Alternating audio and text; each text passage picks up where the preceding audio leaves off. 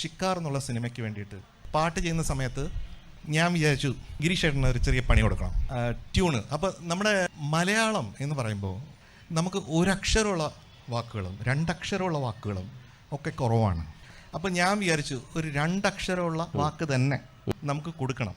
തന്ന തന്നാ തന തന്ന തനാരി ഇത് പറഞ്ഞു. അപ്പോൾ ഗിരീഷേട്ടൻ പറഞ്ഞു അങ്ങോട്ടാ കഴിഞ്ഞിട്ട് അങ്ങോട്ട് പോയിട്ട് ഒരു 15 മിനിറ്റ് കഴിഞ്ഞിട്ട് വന്നു.